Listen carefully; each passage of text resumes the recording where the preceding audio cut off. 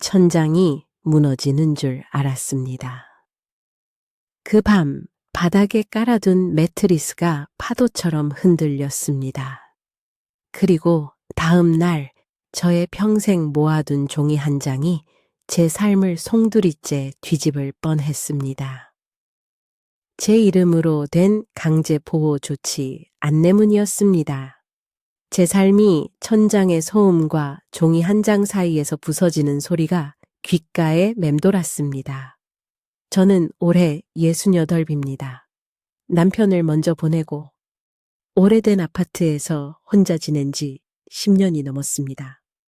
제 아파트는 부모님이 남기신 유산 중 유일하게 제 이름으로 정리된 것이라 제게는 집 이상의 무게였습니다. 집이라는 울타리가 든든한 만큼 저는 사람과 돈 이야기에 더 조심스러웠습니다. 특히 형제 사이의 돈 문제는 번번이 상처로 돌아왔습니다.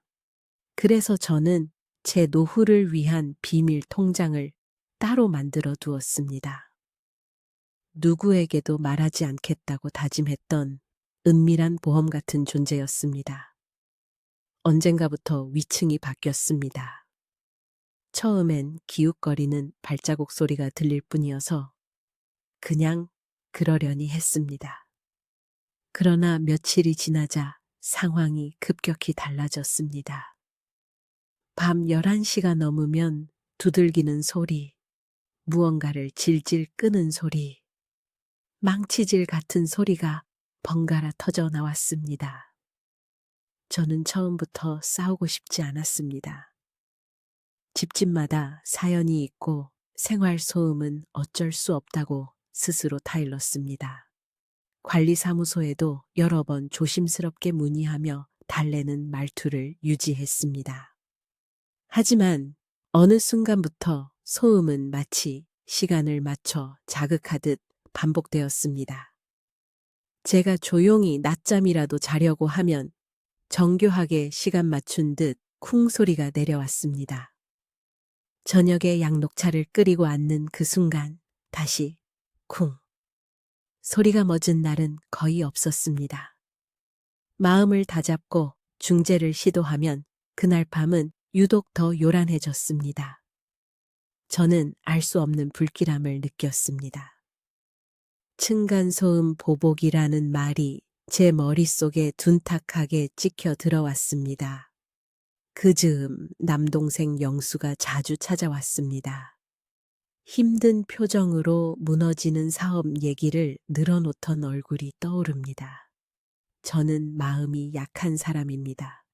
한 번 도우면 두 번은 모른 척하기 어려운 성격입니다.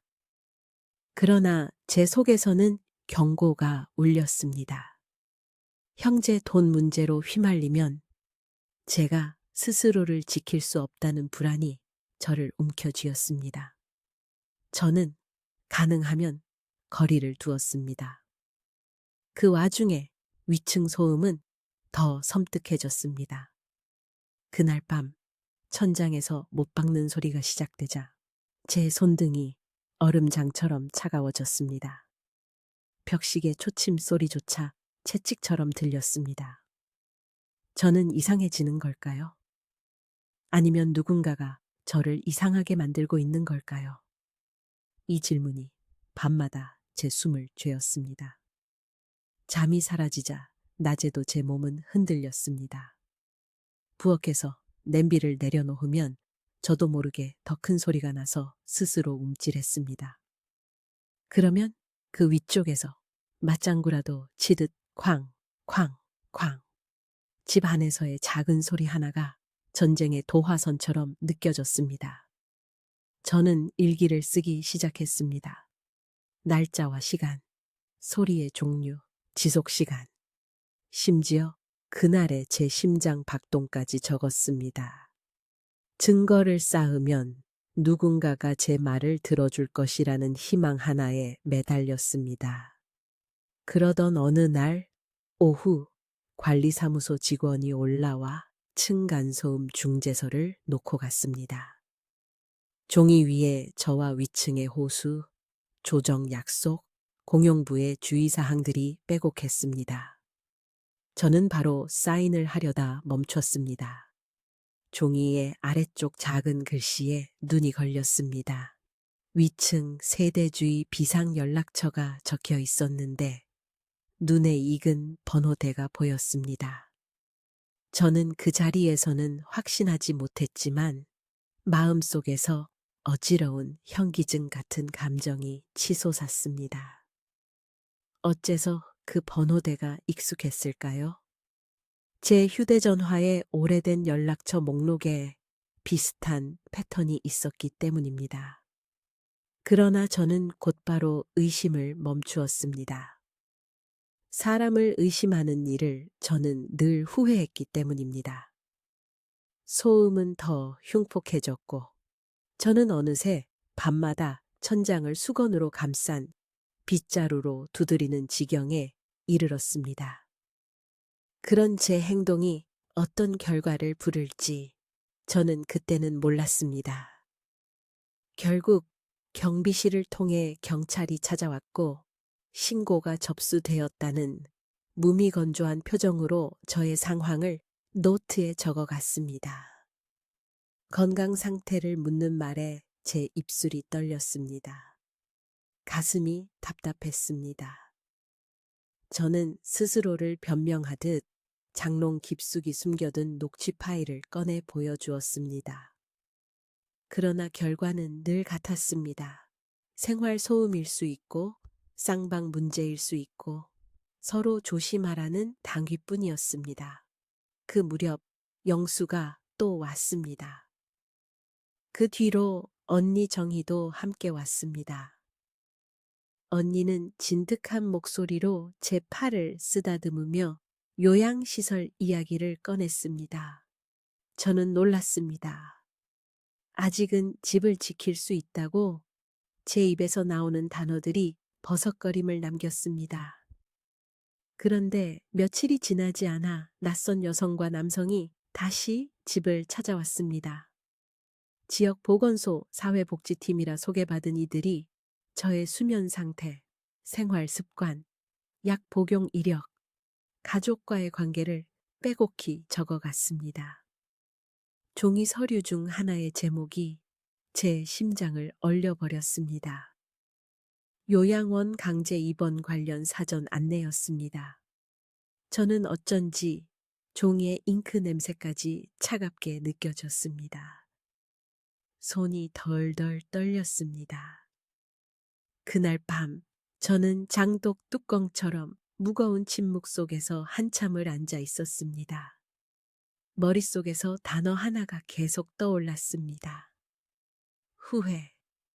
저는 왜 그날 위층과 정식으로 화해의 자리를 만들지 못했을까요?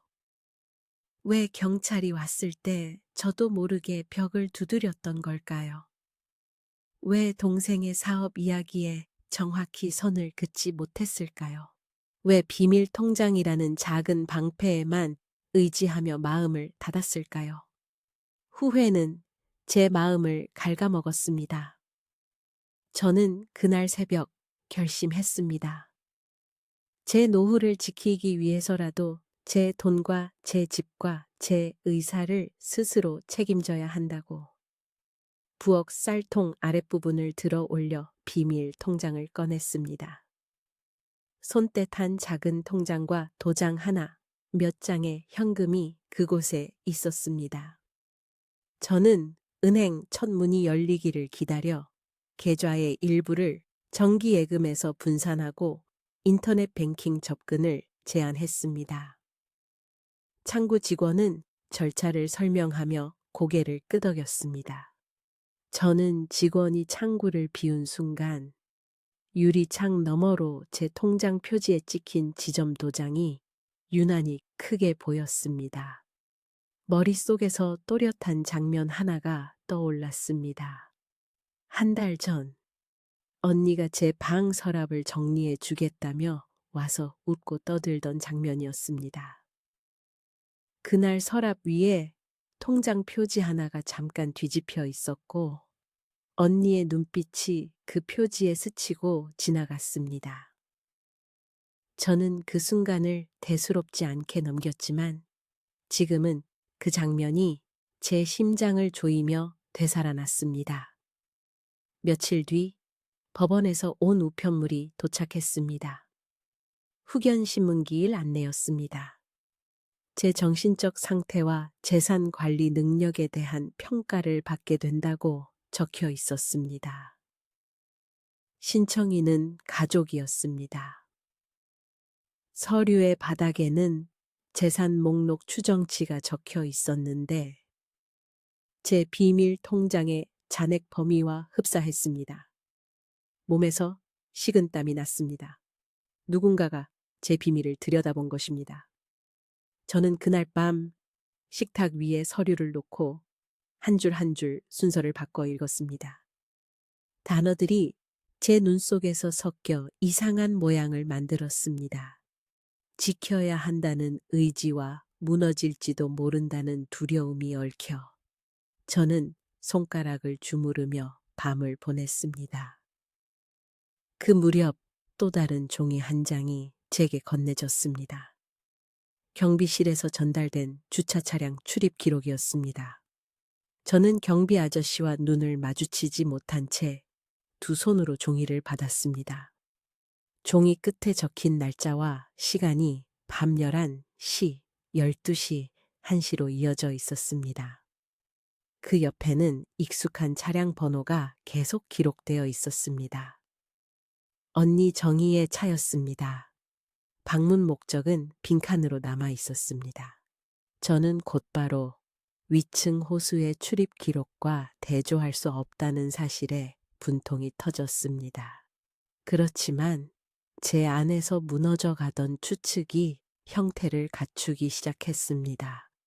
언니가 그 시간에 이 아파트에 있었다는 사실 하나만으로도 등줄기가 서늘했습니다. 그날 밤 저는 소파에 앉아 제 방 창문을 열어 환기를 시켰습니다.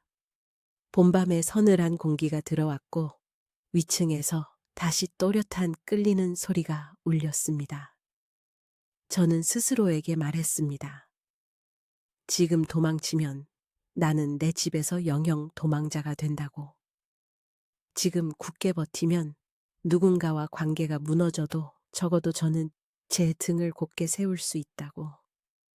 제 주먹이 제 무릎 위에서 둥글게 말렸습니다. 다음 날 저는 단지 내 벼룩시장 게시판 앞에 서 있었습니다. 위층 호수로 올라가는 계단 옆에 작게 붙은 이삿짐 센터 영수증이 눈에 들어왔기 때문입니다. 작은 종이에는 입주 날짜와 간단한 의뢰인 이름이 적혀 있었습니다. 흐릿한 볼펜 글씨였지만 저는 그 이름을 알아볼 수 있었습니다. 언니가 오래 다니는 교회에서 자주 들었던 성씨와 이름 조합이었습니다. 그 이름은 언니가 제게 소개해주던 교회 동생의 이름과 같았습니다. 저는 순간 숨을 들이켰습니다. 언니가 알고 있는 이들 중 누군가가 위층 세대와 연결되어 있을 가능성이 제 앞에서 연무처럼 떠올랐습니다. 벽에 붙은 종이들은 바람에 흔들렸고 저는 단지 놀이터의 쇠미끄럼틀에서 나는 삐걱이는 소리에도 어깨가 움츠러들었습니다. 저는 더 이상 기다리지 않기로 했습니다. 관리사무소에 기록된 위층 세대주 연락처를 다시 보았습니다. 번호대가 익숙하다고 느껴졌던 이유를 저는 그날 오후에야 확실히 알아차렸습니다. 언니가 남편과 별거를 하며 잠깐 사용하던 서브 번호의 패턴과 거의 같았습니다. 친구들에게는 거의 알려지지 않았던 번호였습니다. 그 번호를 기억하는 사람은 가족뿐이었습니다. 저는 손 안에서 휴대전화가 식은 쇳덩이처럼 느껴졌습니다. 몸이 오그라드는 기분이었습니다. 며칠 뒤 법원 신문을 앞두고 저는 마지막으로 집을 정리했습니다. 비밀 통장은 다시 쌀통 아래로 들어갔고 도장은 털실 뭉치 뒤쪽에 감췄습니다. 문 밖에서 발소리가 멈췄고 벨이 울렸습니다. 문을 열자 영수가 서 있었습니다. 얼굴은 헬쑥했고 손에는 얇은 갈색 봉투가 들려 있었습니다. 저는 영수의 뒷모습을 상상했습니다. 언제 이렇게 마르고 작아졌나. 영수는 방 안에 들어와 서랍 위에 봉투를 올려두고 오래 머물지 않고 돌아섰습니다. 문이 닫히는 순간 봉투의 모서리가 거실 등불에 번들거렸습니다. 저는 한동안 봉투를 열지 못한 채 의자에 앉아 심장이 내려앉는 감각을 참았습니다. 해가 어스름할 때 저는 봉투를 열었습니다. 안에는 수기 메모와 영수증 몇 장, 프린트된 이메일 화면이 들어 있었습니다. 메모에는 요약된 사실관계와 날짜 목록이 정리되어 있었습니다. 영수증에는 위층 세대로 들어간 계약금 이체 내역이 찍혀 있었고 송금인의 이름은 언니 정희였습니다. 이메일 화면에는 관리사무소로 보낸 민원 제기 이후 특정 시간대에 의도적인 소음이 발생했다는 내용의 익명 제보가 정리되어 있었습니다. 저는 그 순간 심장이 멈춘 줄 알았습니다. 제가 가장 의지하고 싶었던 사람이 그 모든 소음의 배경에 있었을지 모른다는 사실 앞에서 머리가 하얗게 비었습니다. 여기서 저는 비로소 숨 막히는 진실의 가장자리를 밟았습니다. 저는 그동안 모든 의심을 영수에게 돌려왔습니다. 형제 돈 문제는 늘 영수의 그림자였기 때문입니다. 그러나 봉투 안의 내역들은 저를 향한 칼날의 손잡이가 다른 곳에 있었다는 것을 보여주었습니다. 언니는 제게 요양시설을 권하던 그 목소리 뒤로 관리와 설득, 그리고 명분을 동시에 준비하고 있었습니다. 그 명분은 층간소음 보복의 과열과 저의 대응이었습니다. 소리를 키워 저를 예민하고 불안정한 사람으로 만들고 사회복지팀과 관리사무소의 기록을 차곡차곡 쌓아 법원에 제출하면 되는 일이었습니다. 그리고 그 다음은 명확했습니다. 요양원 강제 입원, 그리고 후견 개시, 그리고 재산 관리 권한 이양. 그 재산에는 제 비밀 통장도 포함되었습니다. 제가 봉투의 마지막 장을 넘겼을 때 거기에 얇은 종이 한 장이 더 들어 있었습니다. 법률사무소에 접수된 서류 사본 요청 확인서였습니다. 신청인은 언니였고 대상 서류는 후견 개시 신문 관련 자료와 저의 재산 목록 검토 요청이었습니다. 날짜는 경찰이 집에 왔던 바로 다음 날로 찍혀 있었습니다. 저는 숨을 삼키며 마지막 문장을 읽었습니다. 신청 사유에는 노모의 건강 악화로 보호 필요성이 급박하다는 표현이 있었습니다. 제 안에서 오래된 분노와 멍울진 슬픔이 동시에 부풀어 올랐습니다. 언니는 제가 아닌 제가 사라진 후의 질서를 먼저 생각했던 것입니다. 그날 이후 저는 가만히 있지 않기로 했습니다. 은행에 가서 비밀 통장을 실명인증 보장신탁으로 전환하는 상담을 받았고 돌발 상황에서 타인이 임의로 접근할 수 없도록 제한을 걸었습니다. 병원에서 노년기 정신건강평가를 자발적으로 받아 정상 판정을 받았고 진단서를 파일에 꽂았습니다. 관리사무소에는 층간소음 보복으로 의심되는 시간대의 녹취와 방해 패턴을 정리한 자료를 제출했습니다. 주차 차량 출입 기록과 이삿짐센터 영수증 복사본, 그리고 영수에게서 받은 송금 내역 사본을 하나의 폴더에 묶었습니다. 그 모든 과정에서 제 손은 떨렸지만 한 줄씩, 한 장씩 제 삶을 붙드는 실을 더 촘촘히 엮어갔습니다. 법원 신문 당일, 저는 목까지 올라오는 공포를 억눌렀습니다. 법정 복도를 지나는 동안 천장 형광등의 흰 빛이 제 어깨 위에 쏟아졌습니다. 제 서류철은 무거웠고 제 걸음은 공허했습니다. 영수는 멀찍이 복도 반대편 구석에 서 있었습니다. 언니는 반대편 의자에 앉아 발끝을 모으고 있었습니다. 저는 사람을 원망하는 마음과 사람을 이해하고 싶은 마음 사이에서 갈라졌습니다. 결국 신문은 길지 않았습니다. 저는 제출한 자료를 차분히 설명했고 자발적 검진 결과를 제시했습니다. 판사는 추가 조사가 필요하다고 하며 결정을 보류했습니다.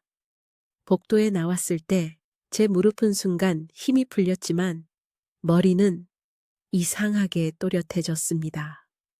며칠 뒤 언니에게 내용 증명이 전달되었다는 연락을 받았습니다. 저는 법률상 대리인을 통해 언니와의 접근을 일정 기간 제한했고 층간소음 보복에 대한 손해배상 청구 준비 절차를 시작했습니다. 그 과정은 길고도 지루했습니다. 그러나 하루하루가 쌓일수록 제 마음에는 단단한 벽돌이 하나씩 얹히는 기분이 들었습니다.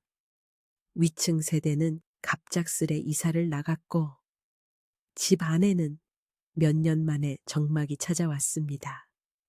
정막은 무서운 친구이면서도 이 시기만큼은 고마운 친구였습니다. 저는 새벽녘 조용한 집에서 차가운 물을 한 잔 마시며 제 숨소리만 듣는 평온에 감사했습니다. 저는 여전히 후회를 안고 삽니다. 그 밤 천장을 두드렸던 제 손은 저를 변호하기 위해서였지만 결과적으로 누군가의 프레임 안에서 제 이미지를 망가뜨리는 도구가 되었기 때문입니다. 형제 돈 문제를 똑바로 마주하느라 너무 오랜 시간을 썼고 그 사이 가족의 관계가 망가졌습니다. 그러나 저는 배웠습니다. 사랑이라는 이름으로 포장된 침묵은 때로 가장 날카로운 칼날이 되고 정길한 미명으로 감싸진 간섭은 결국 통제를 향한 긴 다리가 된다는 것을.